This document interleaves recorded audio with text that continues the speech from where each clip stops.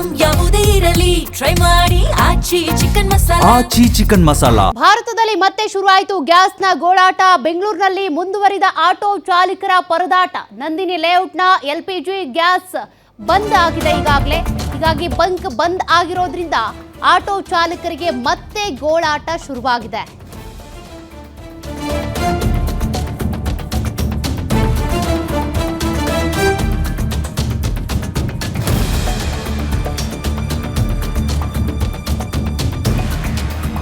Gas ಪೂರೈಕೆ ಸ್ಥಗಿತ ಆಗಿರೋದ್ರಿಂದ ಗ್ಯಾಸ್ ಬಂಕ್ಗಳು ಈಗ ಬಂದ್ ಆಗಿವೆ. ಮತ್ತೆ ಈಗ ಅನೇಕ ಬಂಕ್ಗಳಲ್ಲಿ ನೋ ಸ್ಟಾಕ್ ಅನ್ನುವಂತ ಬೋರ್ಡ್ಗಳು ಕಂಡು ಬರ್ತಿವೆ.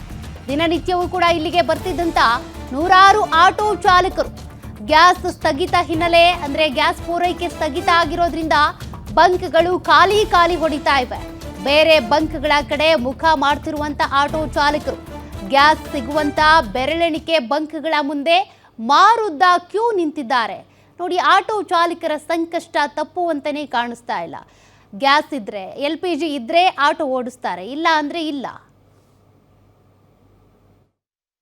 ಬೆಂಗಳೂರಿನಲ್ಲಿ ಆಟೋ ಗ್ಯಾಸ್ ಕೊರತೆಯಿಂದಾಗಿ ಏನು ಸ್ಟಾಕ್ ಸಿಗ್ತಾ ಇಲ್ಲ ಅಂತ ಖಾಸಗಿ ಬಂಕ್ಗಳು ಕ್ಲೋಸ್ ಆಗಿದ್ರೆ, ಇನ್ನು ಸರ್ಕಾರಿ ಒಡೆತನದ ಗ್ಯಾಸ್ ಬಂಕ್ಗಳ ಮುಂದೆ ಆಟೋ ಚಾಲಕರು ಕ್ಯೂನಲ್ಲಿ ನಿಂತಿದ್ರು.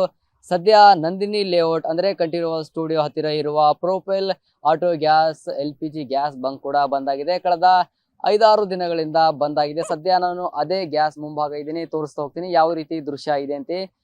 ಈ ಖಾಲಿ ಹೊಡಿತಾ ಇದೆ, ಯಾಕೆಂದ್ರೆ ಆಟೋ ಗ್ಯಾಸ್ ಇಲ್ಲ. ಹಾಗಾಗಿ ಆಟೋ ಚಾಲಕರು ಕೂಡ ಬರ್ತಾ ಇಲ್ಲ. ಕೆಲವು ಆಟೋಗಳನ್ನ ಪಾರ್ಕ್ ಮಾಡಿದ್ದಾರೆ, ಇನ್ನು ಕೆಲವರು ಬಂದು ಹೋಗ್ತಾ ಇದ್ದಾರೆ. ಇಲ್ಲಿ ಸಿಗುತ್ತಾ ಹೇಗೆ ಅಂದ್ರೆ, ಯಾಕೆಂದ್ರೆ ಈ ಏರಿಯಾದ ಸುತ್ತಮುತ್ತ ಆಟೋ ಗ್ಯಾಸ್ ಸಿಗ್ತಾ ಇಲ್ಲ.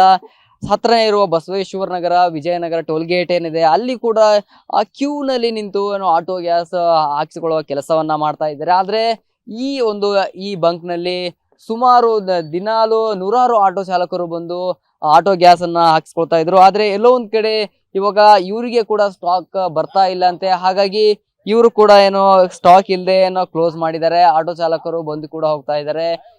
ಈ ಒಂದು ಪರಿಸ್ಥಿತಿಯನ್ನ ನೋಡಿದ್ರೆ ಆಟೋ ಚಾಲಕರು ಪರದಾಡುವ ಪರಿಸ್ಥಿತಿ ನಿರ್ಮಾಣವಾಗಿದೆ. ಯಾಕೆಂದ್ರೆ ಕಳೆದ 2-3 ವಾರಗಳಿಂದ ಬೆಂಗಳೂರಿನಲ್ಲಿ ಇದೇ ಪರಿಸ್ಥಿತಿ ನಿರ್ಮಾಣವಾಗಿದೆ. ಬೆಂಗಳೂರಿನ ಎಲ್ಲಾ ಏರಿಯಾಗಳಲ್ಲಿ ಇರುವ ಬಂಕ್ಗಳಲ್ಲಿ ಪರಿಸ್ಥಿತಿ ನಿರ್ಮಾಣವಾಗಿದೆ. ಒಂದು ಬಂಕ್ಗಳ ಮುಂದೆ ಕಿಲೋಮೀಟರ್ ಗಂಟ್ಲೆ ನಿಲ್ಲುವ ಪರಿಸ್ಥಿತಿ ನಿರ್ಮಾಣವಾಗಿದೆ. ಆಟೋ ಚಾಲಕರು ಕೂಡ ಹೈರಾಣಾಗುವ ಪರಿಸ್ಥಿತಿ ನಿರ್ಮಾಣವಾಗಿದೆ.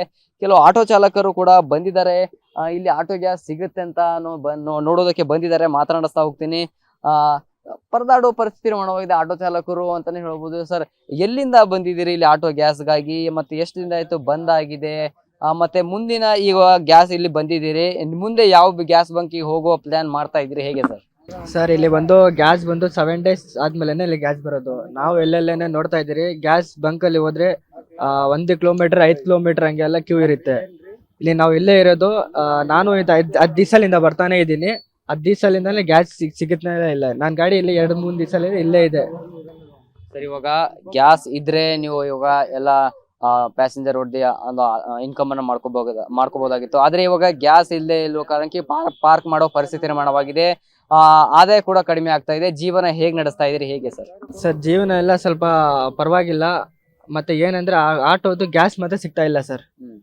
ಆಟೋದ್ ಗ್ಯಾಸ್ ಇನ್ನೊಂದು ಬಂಕ್ ಹತ್ರ ಹೋದ್ರೆ ವಿಜಯನಗರ, ರಾಜಾಜಿನಗರ ಎಲ್ಲ ಹೋದ್ರೆ 5-5 ಕಿಲೋಮೀಟರ್ ಎಲ್ಲ ಕ್ಯೂ ಇಲ್ಲಿದೆ. ಪಾಪ ಆಟೋರೆಲ್ಲ ತುಂಬಾ ಕಷ್ಟದಲ್ಲಿ ಇದ್ದಾರೆ ಸರ್. ಇಲ್ಲಿ LPG ಮಾತ್ರನೇ ಇರೋದು, CNG ಎಲ್ಲ ಸಿಗ್ತಾ ಇದೆ ಆರಾಮಾಗಿ ಇವಾಗ.